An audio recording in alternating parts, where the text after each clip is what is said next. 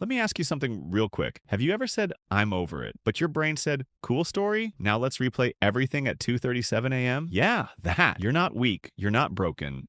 And no, you're not dramatic. There's a real reason you can't move on. And it's probably not the one you think. Most people believe they can't move on because they loved too deeply, or because the other person was too special, or because it just meant too much. That sounds poetic, but it's not the real reason. Here's the truth no one tells you.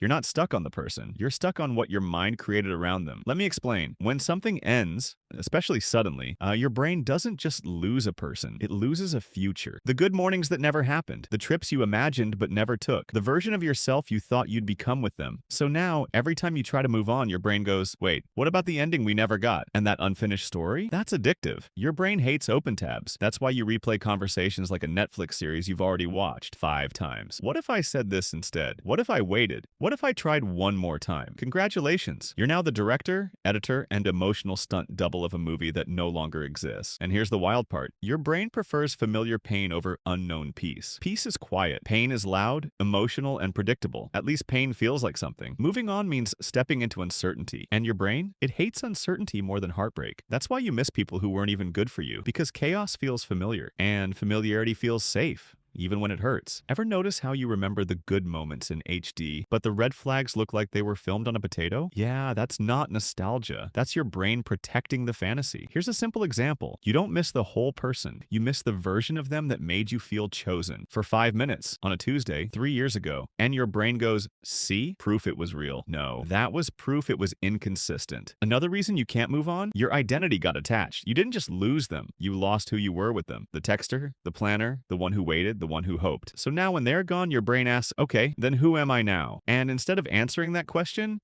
it's easier to rewind, because rewinding doesn't require growth. It just requires memory. And let's talk about closure for a second. Closure is overrated. Most people don't need closure. They need acceptance without explanation. But that's hard, because the truth is, sometimes people leave not because you weren't enough, but because they didn't know how to stay. And your brain hates that answer because it can't fix it. So it keeps you stuck, hoping for clarity, when what you really need is permission to let go without one. Now here's the shift, the part that actually helps. You don't move on by forgetting. You move on by detaching meaning. You stop asking, why didn't it work? And start asking, what did this teach me about what I tolerate? You stop romanticizing the pain and start respecting your nervous system. You stop waiting for them to change and start changing what you accept. And slowly, quietly, your brain learns that peace doesn't have to be loud to be real. One day, you'll realize you didn't move on all at once. You moved on in moments. The first night you didn't check your phone. The first laugh that wasn't followed by guilt. The first time their name didn't hit your chest like it used to. That's not forgetting. That's healing. So if you're still stuck, don't rush yourself. You're not behind. You're unlearning attachment, and that takes time. But trust me, the life waiting on the other side of letting go, it's quieter,